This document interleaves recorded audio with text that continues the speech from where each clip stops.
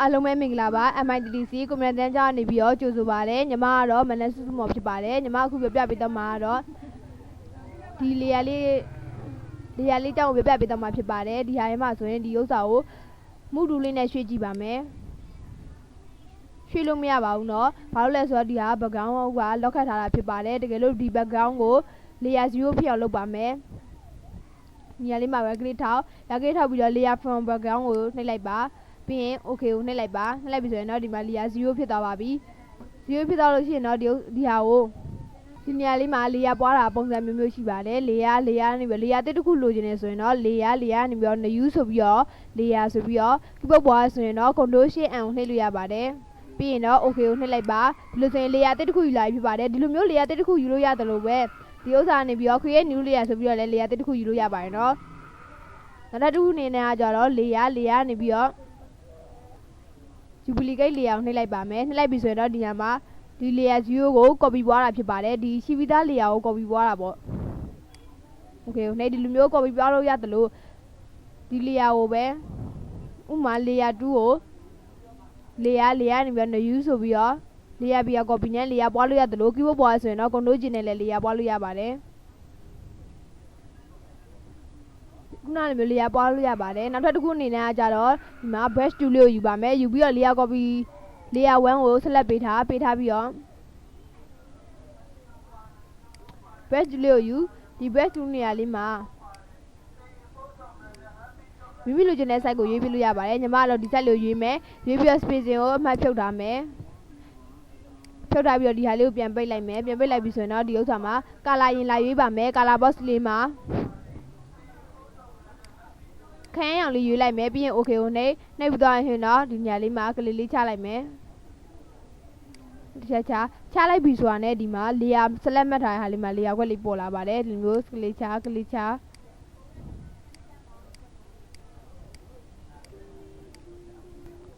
ဒီ layer 1ကိုမျက်လုံးမှိတ်ကြည့်ပါမယ်မှိတ်ကြည့်ပြီဆိုရင်ဒီဟာလေးအကုန်ပျောက်သွားပါတယ်ပျောက်သွားပြီဆိုရင်ဒီ layer 2 copy နဲ့ layer 2မလို့တော့ဆိုရင်ဖြတ်လိုက်ပါမယ်select မှတ်ပြီးတော့ delete နဲ့လည်းဖြတ်လို့ရပါတယ်ဒီ layer 0 copy ကို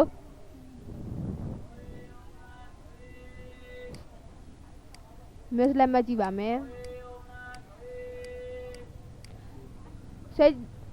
ဆက်ကြည့်ပြီးတော့ဒီဥစ္စာလေးတွေကိုမျက်လုံးလေးမှိတ်ကြည့်မယ်မှိတ်ကြည့်ပြီဆိုတော့အကုန်လုံးပျောက်သွားပြီဖြစ်ပါတယ်ဒီဟာလေးကိုမျက်လုံးလေးဖွင့်ထားကြည့်မယ် layer 0ကိုဖွင့်ထားရဆိုရင်တော့ဒီဟာ layer 0မှာရောဒီလိုပုံစံမျိုးဒီဟာလေးနဲ့ဆွဲကြည့်ပါမယ်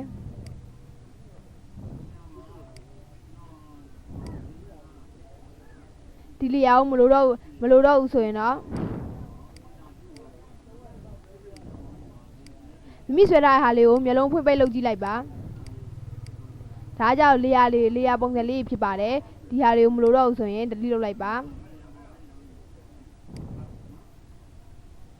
ကဲဒါဆိုရင်တော့ layer ပုံစံလေးကိုနားလည်မယ်လို့ထင်ပါတယ်နောက်ထပ်တစ်ခုအနေနဲ့ကြတော့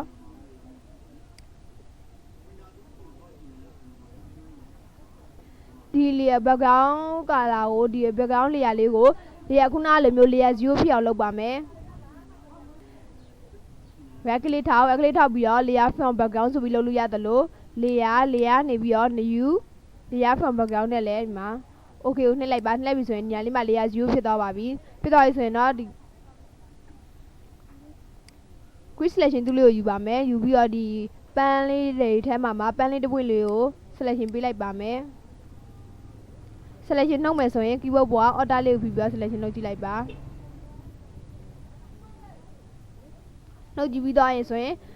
layer နေပြီးတော့ new ဆိုပြီး layer ပြီးတော့ copy နဲ့ layer ပွားလို့ရတယ်လို့ keyboard ပွားဆိုရင်တော့ Ctrl G နဲ့လည်း layer ပွားလို့ရပါတယ်ဒီ layer ပွားတော့ဆိုရင်အောက်က layer 0လေးကိုမျက်လုံးမှိတ်ကြည့်လိုက်ပါ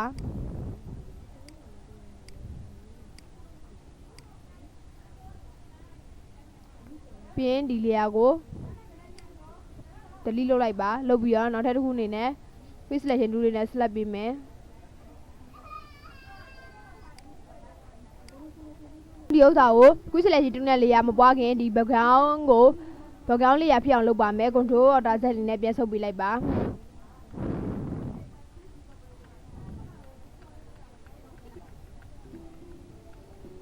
ဒီလိုမျိုး background layer ဖြစ်သွားပြီဆိုရင်တော့ quick selection tool လေးကိုယူပြီးတော့ညမှာ select ပေးမယ် order လေးကိုပြီးပြီးတော့ selection နှုတ်လိုက်ပါနှုတ်ပြီးတော့ဆိုရင်တော့ control ကျင်တဲ့ layer ပွားလိုက်ပါ layer ပွားပြီးတော့မူတူလေးနဲ့ဒီဟာလေးကိုရွှေ့ကြည့်ပါမယ်ဒီဟာဒီလိုမျိုးလဲရွှေ့လို့ရတယ်လို့ဒီအောက်ခံ background လေးကိုပါတစ်ခါလဲရွှေ့ background ကလာထင်းအောင်ရွှေ့မယ်ဆိုရင်တော့ layer နေပြီးတော့ new ဆိုပြီးတော့လဲ layer ကက်ကိုနှိပ်လိုက်ပါနှိပ်လိုက်ပြီဆိုရင်တော့ဒီဟာလေးကို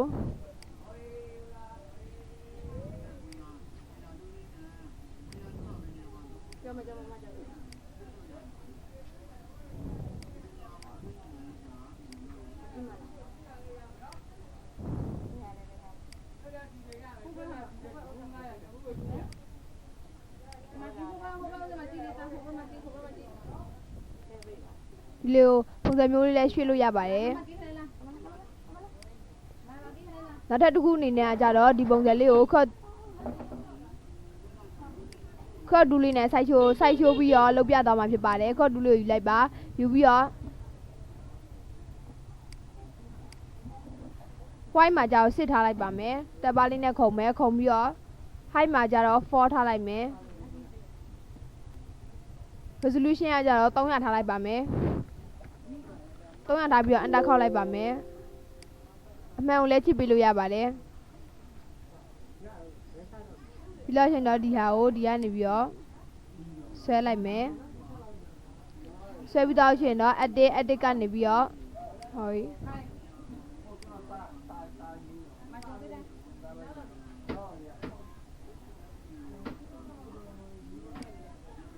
အရင်ဆုံးဒီဟာတစ်ခုလုံးကို select ပေးပါမယ် select ကနေပြီးတော့ all ဆိုပြီး select ပေးလို့ရတယ်လို့ keyboard ပေါ်ဆိုရင်တော့ control A နဲ့လည်း select ပေးလို့ရပါတယ် select ပေးလိုက်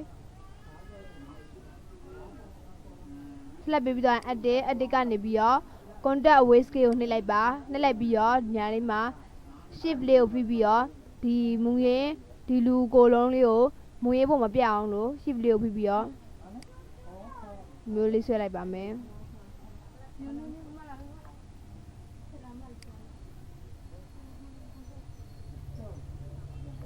ဒီလိုမျိုးဆိုရင်တော့မူရေးပုံလေးမပြတ်သွားပါဘူးပြီးရဲ့အမှန်လေးကိုကြည့်ပြလိုက်ပါ selection ဖြောက်ရှင်နေဆိုရင်တော့ select ကနေပြီးတော့ဒီ select ဆိုပြီး selection ဖြောက်လို့ရတယ်လို့ keyboard ပေါ်ဆိုရင်တော့ control D နဲ့လည်း selection ဖြောက်လို့ရပါတယ်ဖြောက်ပြီးတော့ဆိုရင်တော့နောက်ထပ်တစ်ပုံလေးကိုလုပ်ပြပါမယ်နောက်ထပ်တစ်ပုံကိုလည်းဒီတိုင်းပါပဲ white ကကြောက်စစ်ထားမယ် height ကကြောက်4ထားမယ် resolution က300ထားပါမယ်ထားပြီးရင်ဒီဟာတစ်ခုလုံး select ပေးမယ် select ကနေပြီးတော့ all ဆိုပြီး select ပေးလို့ရတယ်လို့ keyboard ပေါ်ဆိုရင်တော့ control A နဲ့လည်း select ပေးလို့ရပါတယ်ညာလေးမှာ selection ဝင်နေပြီဆိုရင် edit ကနေပြီးတော့ contact away scale လေးကိုနှိပ်လိုက်ပါနှိပ်ပြီးတော့ဒီတောက်လေးကနေပြီးတော့ shift ပြောတိုက်ပြီးဆွဲလိုက်ပါဆွဲလိုက်ပြီဆိုရင်တော့ဒီမှာဒီနားမှာရှိနေတဲ့လူကိုလုံးလေးကပုံစံလေးကမပြတ်သွားပါဘူးဒီဆွဲလိုက်ဆွဲပြီးတော့ချင်းတော့အမှန်လေးကိုချစ်ပေးလိုက်ပါ selection ဖြောက်ဆိုနေဆိုရင်တော့ select ကနေပြီးတော့ဒီ select ဆိုပြီး selection ဖြောက်လို့ရတယ်လို့ keyboard ပေါ်ဆိုရင်တော့ control D နဲ့လည်း selection ဖြောက်လို့ရပါတယ်ဒီ selection ဖြောက်သွားပြီဖြစ်ပါတယ်နောက်တစ်ခုအနေနဲ့ကြတော့ paint bucket ဒူလေးကြောင်းပြပြပေးတော့မှာဖြစ်ပါတယ် paint bucket ဒူလေးမှာဒီညာလေးမှာ color box လေးမှာ color လာယူပါမယ်ခရမ်းရောင်လေးလာယူလိုက်မယ်ပြီးရင် okay ကိုနှိပ်ပြီးတော့ဒီမှာ foreground ရဲ့ pattern ရဲ့ဆိုပြီး2မျိုးရှိပါတယ် foreground ကိုအရင်ဆုံးလုပ်ပြပါမယ်မူးမှာကြောက် normal ပဲထားမယ် office က100 trailer က30ပဲထားပါမယ်ထားပြီးတော့ဒီညာလေးမှာကလေးတစ်ချက်ချလိုက်ပြီဆိုရင်တော့ဒီမှာ one color ဒီရှိနေတဲ့နေရာလေးတွေကို color ဖြစ်ပြီးတော့ဖြစ်ပါတယ်ဒီအနီရောင် color လေးကိုဒီလိုလုပ်လိုက်ပြီဆိုရင်ဒီအနီရောင် color လေးနဲ့32ရာခိုင်နှုန်းလောက်တူတဲ့ဟာလေးကိုဖြည့်ပေးတော့ဖြစ်ပါတယ်မျိုးဒါကြောင့် paint bucket ဒူလေးနဲ့စားတဲ့နေရာပဲဖြစ်ပါတယ်one color တူတဲ့နေရာလေးကိုပဲတစ်ချက်နဲ့လိုက်တာနဲ့တစ်ခါလေးဝင်သွားဖြစ်ပါတယ်ဒီဟာလေးကိုဗတ်ပြန်ဆုပ်ချင်တယ်ဆိုရင်တော့ keyboard ပေါ်က control order z လေးနဲ့ပြန်ဆုပ်ပေးလိုက်ပါ control order z လေးနဲ့ပြန်ဆုပ်နောက်တစ်ခုအနေနဲ့ကြတော့ ဒီမှာ foreground color ဆိုတာကဒီမှာ foreground color လေးမှာမိကျတဲ့တက် color ကိုရွေးပြီးတော့ဒီမှာ paint bucket tool လေးနဲ့ကလေးလေးချလိုက်ပြီးဆိုရင်သူနဲ့ one color ချင်းတူတဲ့ဟာလေးတွေကိုလုပ်ပေးတော့မှာဖြစ်ပါတယ်နောက်တစ်ခုနဲ့တော့ pattern ကိုရွေးပြရမယ် pattern မှာကျတော့ grass ဆိုတဲ့မျက်ပုံစံလေးရွေးမယ်ရွေးပြီးတော့ရှင်တော့ဒီညာလေးမှာကလေးလေးချလိုက်ပါမယ်ချလိုက်ပြီးဆိုရင်လည်းဒီမှာသူနဲ့ color တူတဲ့နေရာလေးတွေကို paint bucket tool နဲ့လိုက်ဖြစ်ပေးရပါဒီညာလေးမှာကလေးလေးချလိုက်ပါမယ်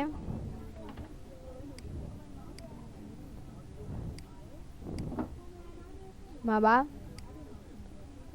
ကလေးလေးချလိုက်ပြီဆိုတော့သူတို့နဲ့ color တူတဲ့နေရာလေးမှာပဲလိုက်ဖြစ်ပေးတော့မှာဖြစ်ပါတယ်မှာဒီညာလေးမှာကလေးလေးချလိုက်မယ်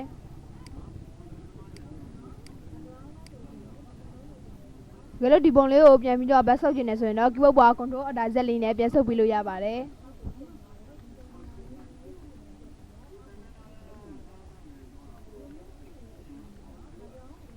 ဒါကြောင့် paint bucket tool မှာ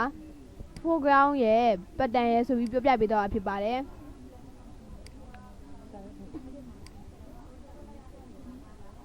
ဆိုရင်တော့ layer ရဲ့ဒီမှာ paint bucket tool နဲ့လုပ်ပြထားတဲ့ဟာရဲ့ crop tool လေးနဲ့စိုက်ချိုးရဲ့အခါမှာဒီအပေါ်ကဟာလေးတွေကိုမပါအောင်ပုံကိုလည်းမရွှေ့တော့စိုက်ချိုးရဲ့နီလေးကိုလည်းနားလည်မယ်လို့ထင်ပါတယ်အားလုံးကျေးဇူးတင်ပါတယ်